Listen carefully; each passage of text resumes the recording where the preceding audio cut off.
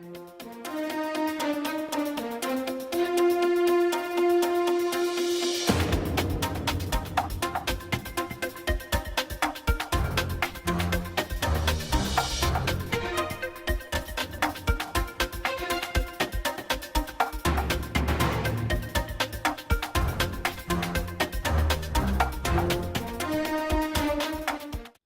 our guest today is Joseph Morais, who's running for a second term on the school committee in the April 5th 10 election. Welcome, Joe. Welcome. Thank you for having me.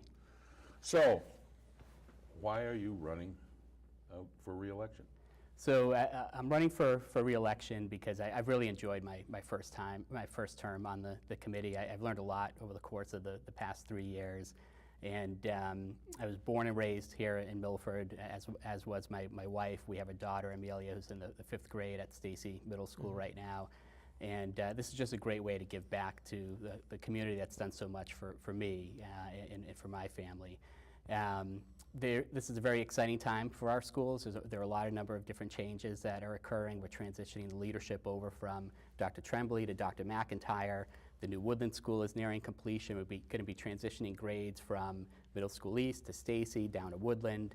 And that Woodland project is really the capstone of the existing long-range plan. So at some point in the near term, we're going to have to convene a committee to start looking at what we want for a vision going forward over the next 10 or 15 years.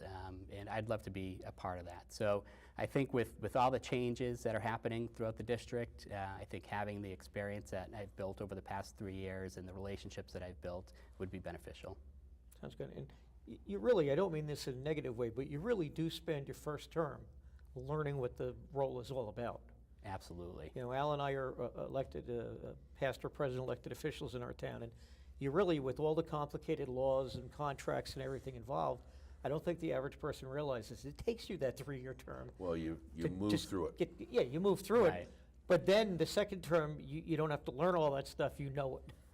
So Well, do you think that's an advantage, that you've already gone through that learning curve? I do. I think it's a big advantage because there is so much to learn. I mean, the public sector alone is so much different than the corporate sector. So that Yes, takes it a little is. getting used to. And then when you factor in the educational aspect and all the different lingo and the different terminologies, it takes some time to get up to speed on all that and really get up to speed on what the issues are and how to address those issues as well.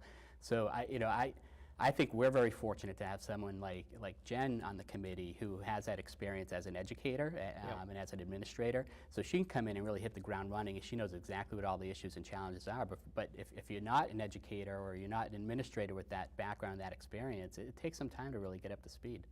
Well, what are the issues and challenges this time around? So, I think what you're going to hear is a lot of the issues and challenges aren't unique to Milford. They're issues and challenges that communities are facing throughout the state and throughout the country. So, one of the first that I would mention, and we're hearing this from a number of different sources. We got some information from the Metro West Health Survey. We've gotten feedback from teachers, from parents, from students, that our students are dealing with a lot of social and emotional issues. And we want our students to feel safe, and we want them to make good choices. And if you have a child that's confident, that's comfortable in their own skin, that feels safe, they're going to succeed academically. So what are the programs that we can put in place to help support them and help meet that need? What are some things that we can do to help them manage their emotions, deal with conflict, set goals, be resilient. That's a big one. Things aren't always going to be easy. You have to work through some challenges. So what are the skills you need to be able to develop in order to do that successfully? And I know that's something that Kevin McIntyre is actively looking into, is how we introduce social and emotional learning into the curriculum. So that's one. Another is the lack of funding. I'm sure that was an issue back when you were on the school committee. It's always a challenge, right, that you have to work through. But education really needs to be a priority, not only at the local level, but at the state level. That's the investment that you make in education benefits the student in the short term, but over the long term, there's a very clear benefit to the community as well, right? So you see families that view a community that's dedicated to education tend to value that a little bit more, so they tend to move to those communities. That increases property values, it increases income, it lowers crime. So there are long-term benefits of making those investments. The challenge is finding that funding. So I think the key is being able to invest as much as you can afford, both at the local level and at the state level. Do you have, you involved in any of the opiate programs, anti-opiate programs in the school, or? Yeah, so there's a lot going on there. I know Amy Leone and her group has been doing a lot of work with the anti-opiate programs, obviously the chief of police. Yep. We do a lot at the schools as well through the health classes and through some additional programs that we offer. We had the Chris Herron presentation a couple years ago that was very impactful. But that's an area that you can never do enough of, you know, because with something like that, it's all about prevention, because once they go down that road, it's so hard to get them to turn things around. So the key is really to educate them up front and show them what the consequences are. Well, let's talk about things. What can't the schools get done in Milford for lack of money? Usually the Finance Committee is very generous to you guys. In fact, Zach Taylor, the finance director, put out a memo to the selectmen last night on a different subject, and one of the things he said was, we've limited all the departments to 2.5, but we expect the schools to come in more at 3.5. Yeah, and we've been really fortunate in Milford to have a lot of support from the community and the other town boards. You know, they've always been very supportive of the schools, and that partnership is critical to meeting the needs of our students. Yeah. So, you know, to that end, we've been able to do a lot within our schools, but there's always more you'd like to do, right? So, you know, one thing that I'd love to see, if we could afford to do it, is be able to offer late busing. So have a second round of buses that could come in at a later point in time, and that's a cost-effective way of extending the school day as well. So now, what's the cost of late busing? Just curious. so it depends on how many buses you have running. We have one proposal right now that's about $140,000 per year to offer that late bus. But the benefit of that is you can offer a lot more programs after school, right? And you'd get a lot more utilization of those programs. Well, the reason I'm asking is you know, the selectmen are looking at a bus loop in the town itself. Right. And you wouldn't need a late bus for the schools if that came in. Well, it would depend on what the schedule is and what the route is on the bus. Well, Right. the route's throughout the town, and it's going to be till 9 o'clock, 8 o'clock at night, so. Yeah, I did a little research on that, because that's something that really intrigued me when I first heard about it, and I need to explore that a little bit more. The research I did, they'll only allow, I believe the individual has to be over the age of 14 to ride the bus unaccompanied. So that really wouldn't help us with some of the younger grades.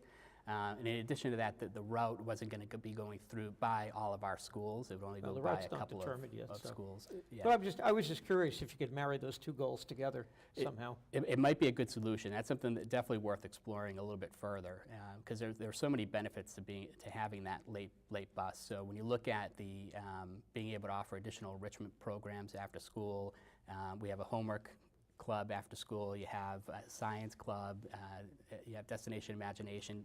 All these things are happening at Stacy. There are other programs at the high school and at Woodland and so forth. But I know the athletic director is looking to expand the intramural sports programs at the middle school as well. Right. So if you have that late busing, you're going to get a lot more participation in some of these programs, which would ultimately benefit the children. Most mothers and fathers are working today.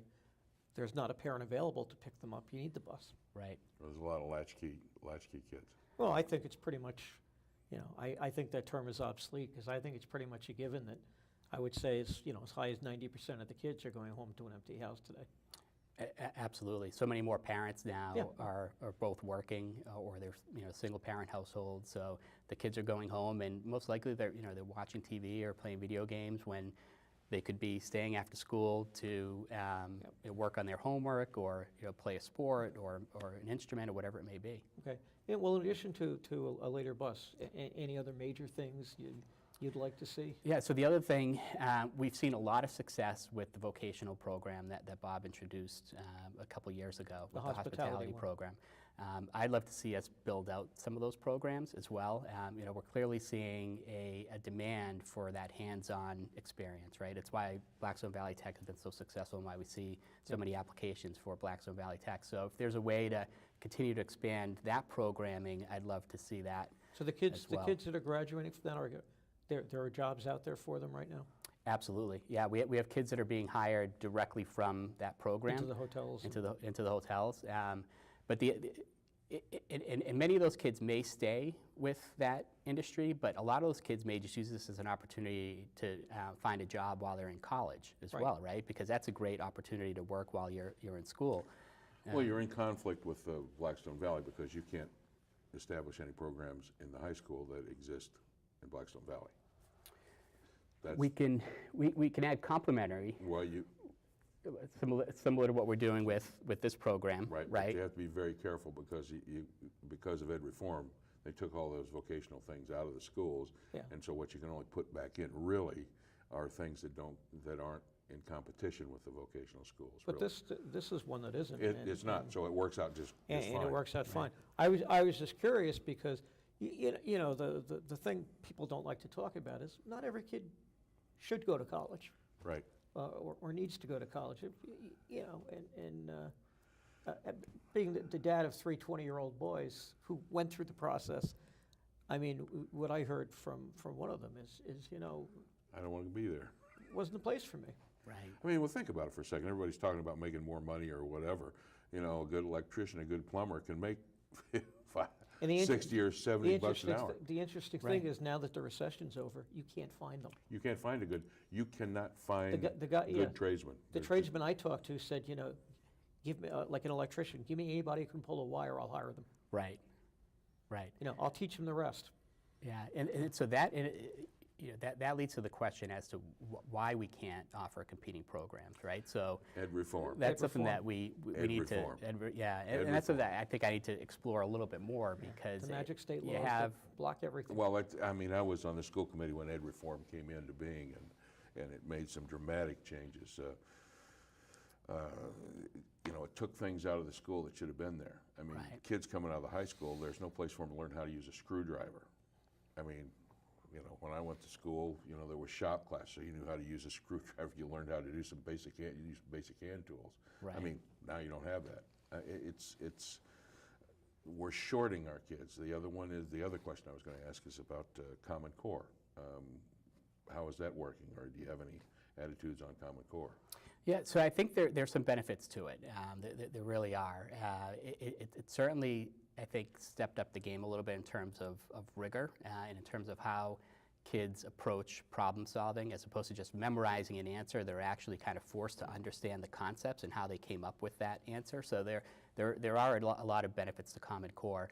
I think the big controversy that's out there right now that still hasn't been resolved is the controversy over Park versus MCAS and how you. I found it interesting that you know, Common Core, for those who don't understand, was developed. I can't remember how many states, but it's over 40 states got together and helped develop this philosophy and the testing protocol and everything. And then all of a sudden, it's demonized as big government intruding and putting some horrible process in when it was developed by everybody that's now opposed to it. Right, right. Especially at the presidential campaign level. I was watching one of the ads and they go, he supports Common Core. Right. And I'm like, good for him. Right. It's an interesting dilemma because I Common mean, Core has really, they become demonized it in the presidential election as something horrible. I agree with you on MCAS versus Park, but you know, I know people hate me saying I grew up in the greater New York City area, and in New York State, the Regents exam has been around for, God, as long as I've been alive, and nobody ever objected to it. Right. Which is the equivalent of MCAS. Right. Well, there has to be, you have to have some sort of mechanism to test and find out standardization and find out how you're doing. Some measurement mechanism to test your product, so to speak.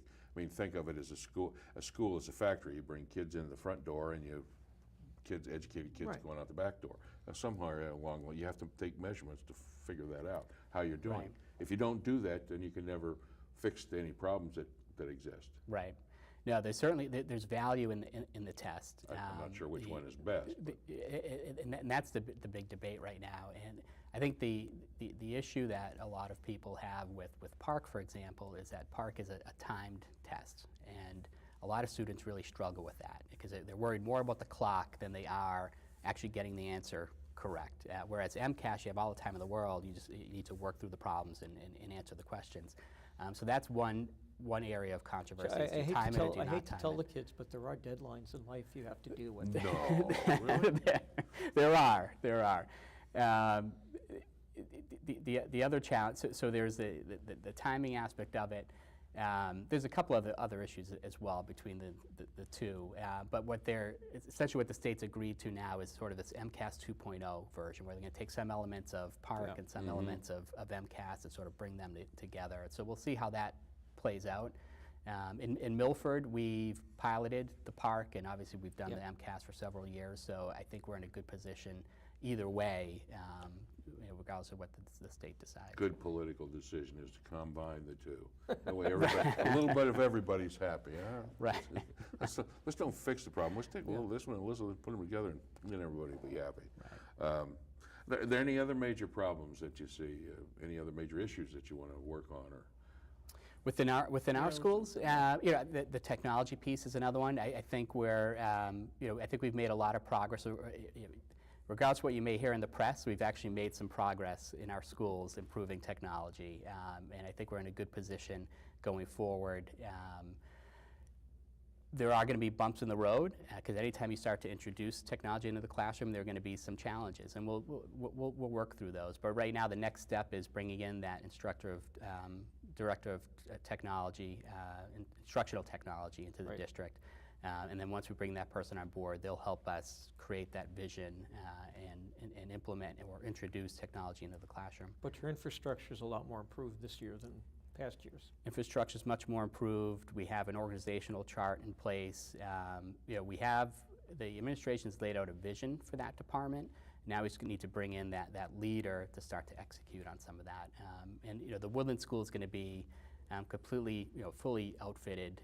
They're going to have laptops in place for the one-to-one initiative. We're going to be using Google Chromebooks. So we want to make sure that the kids that are starting off at Woodland, they're then transitioning to Stacy, that they're going to continue to receive that same level of consistency, and that there isn't any degradation of education there. So we want to make sure that Stacy's going to be up to speed by the time those kids start to transition there as well. Right. Fortunately, the kids, as always, seem to be a little bit more up on technology than we are the older we get. Right. I'm very fond of telling people, I read an article that said, once you're 50, ask your kids. Right. Well, there's a commercial on TV that shows these two grandparents coming out when the kids come to visit, and they have all their computer stuff, and they go, "Oh, thanks for coming. This doesn't work." I can just see it. It's a true story. I bought a new TV, and the instruction manual was written in what's commonly called Chinglish, which is some Chinese translation of English, and I couldn't make heads or tails of it, and I said to my 21-year-old son at the time, this is last fall, I said to him, "Can you make heads or tails out of this?" He threw the book on the ground, walked over, went click, click, and the thing worked. And I'm like, okay. Right. Right. That's good. Thank you. Yeah, the technology piece is really exciting, because that's going to really enhance the educational experience of our kids. Like when I look at someone like my daughter is really shy, and she could be a wallflower. So in class, she doesn't participate as much. But if you give all the kids technology, if a teacher asks a question, every kid's able to answer that question on their laptop. They don't have to worry about raising their hands and having that spotlight shine on them. So it does level the playing field, and it gives the educator an opportunity to really assess every student, not just the student that they're calling on, but every student in that classroom. So it's really and for those who may wonder, why a tablet? Go out in the business world today. I mean, I'm sure you probably don't have a laptop anymore, but have a tablet. Or you have we have both. Or you have a portable hybrid tablet laptop thing. Oh, wow, I'm still using an abacus. But I was actually surprised. A lot of doctors are using them now to show people symptoms and x-rays and right stuff now, like if you that. go to a dentist, or you go any place and have an x-ray, whether your teeth, and you go to Tri-Valley and have an x-ray. It's all computerized. It's all computerized. Well, the good news is that they're also putting all the records together so everybody has access. So my doctor takes an x-ray of me in Whitensville, and that x-ray now is copied down to the hospital. An x-ray, a professional at the hospital looks at the x-ray and says, "No, everything's fine, he's okay," and communicates with the doctor in Whitensville. No one has to move. The same with, you go to the dentist, they take an x-ray of your teeth, and the dentist can now show you a picture this big on the screen. So you see that problem right there? Yeah. Well, Bob Tremblay once said to me that he was educating children for jobs that don't exist yet.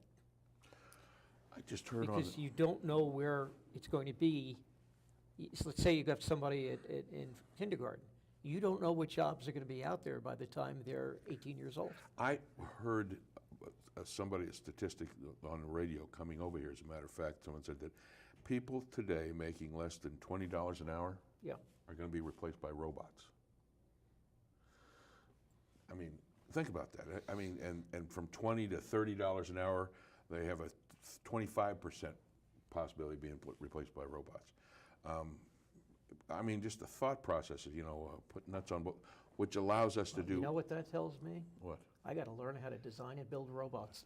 I was in that marketplace for a while. Because then I have a job. Right.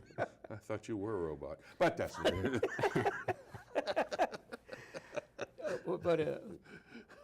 Pardon us, we've done this too long. That's great. well, you have to have fun. Yeah. If I was to look 10 years down the road, what do you see as a vision for the school district? Have you ever thought about that? It's a good question, and that's something that we're going to have to do very shortly with the long-range plan. I'd love to see, from a facilities perspective, I'd love to see us do some work at the high school. There's some work that needs to be Well, done that's the there. second time I heard that in a couple of months. Yeah. Oh, really? Yeah. Dr. McIntyre mentioned it, and I'm like, don't tell the finance committee yet. They haven't Right. put the bond out on Woodland. Right. You're going to vapor lock. Yeah, if you do that. and that sort of ties into the whole conversation around Middle School East as well, right? So I know there's a committee that's in place right now to evaluate what to do with that school, but I'd love to be able to see us retain that in some way. Well, I was going to ask you that. So, I mean, it is not free until the school committee votes to, release it. And you're just saying you'd like to see you hang on to it.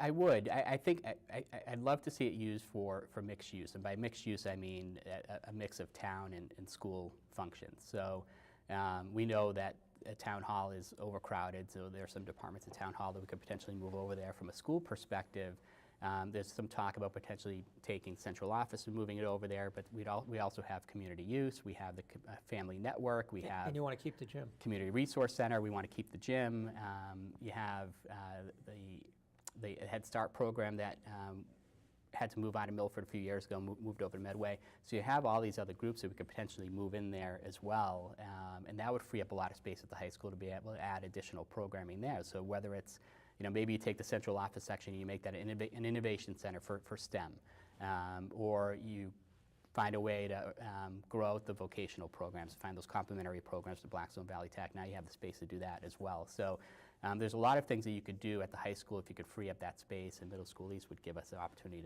to do that. And then if you could explore some additional educational partnerships, whether it's, maybe it's partnering with BVT to have them move some of their programs over to Middle School East. I don't know if that's a viable solution, but just throwing that out there. Or you partner with community colleges that may want to consider having a satellite program there. So there's a number of things that you could potentially explore, a number of uses for that facility. The dilemma with mixed use is that you have Corey issues and you have space issues where you have kids along with adults, and now you have to have separation because safety issues, and as time moves forward, it gets much more critical in those kind of issues. Not to mention the parking dilemma with that building. That's another. Well, and that's why it'd be great for school use or town use, because you don't need it that much parking for those two. Not more than you have today there, right? True. But if you were trying to bring in a business to that location, or doctor's offices, whatever it may be, parking becomes even more of an issue. Oh yeah, yeah. You almost have to tear it down and start from ground zero, almost. Well, you can't tear it down. Well, no, that's It's for many, many people, that building is sentimental. It was, oh sure, the old Catholic high school, and for a lot of people, that, at least for another 20, 30 years, you still have that memory there. Well, there's a lot of history that goes along with a lot of the buildings, and Milford has been very good usually about preserving those kind of things. So I'm sure going forward they want to do that. I'm sure. But it's going to be an interesting battle, or battle is not a good description, an interesting discussion on what the future use of that school is going to be.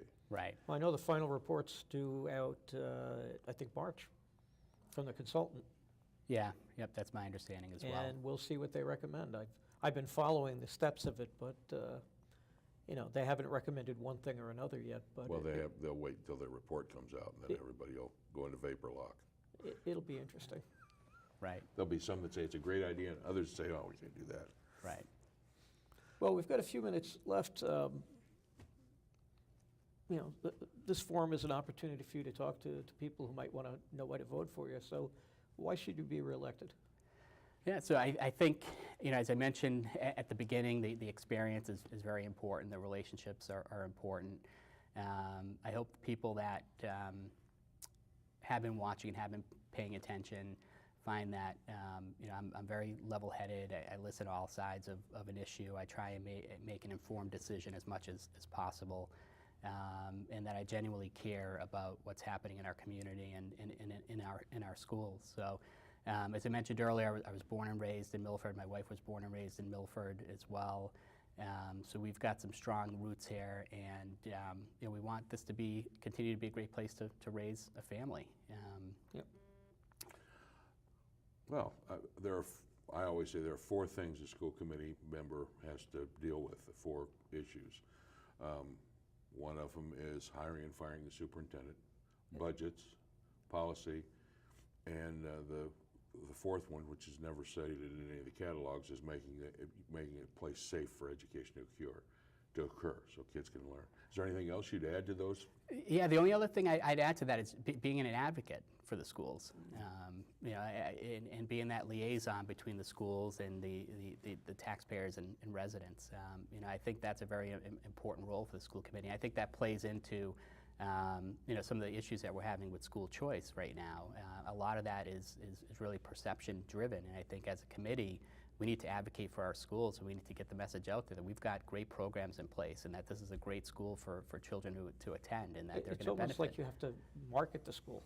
You Well, a lot really of do. districts are doing that. A lot of districts have a marketing arm, so to speak, somebody who's responsible for marketing the school district, which is kind of an interesting concept.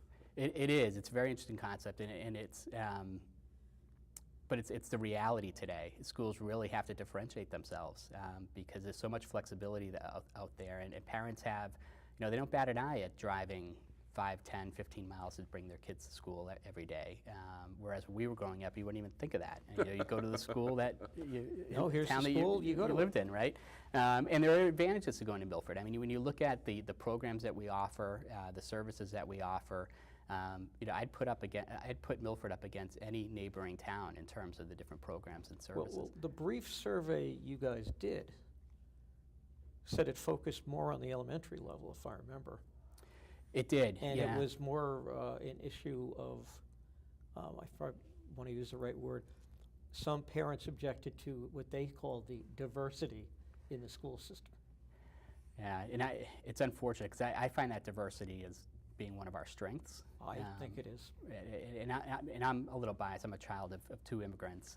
Both my parents immigrated here from Portugal. So growing up, we only spoke Portuguese in the household, and I was an ELL student through the 3rd grade. So I know how important those programs and services are to our children. And we had a forum last night on school choice, and we've got a lot of great feedback from parents. And one of the parents who actually school choice their kids into Milford specifically said one of the reasons they did that is because of the diversity, that they valued that, and I think it's reflective of the real world. It's a tremendous learning experience. Yeah, right. Anyway, any last thoughts, you know, for the voters? You know, just please come out and vote on April 5th, and I'd appreciate your vote.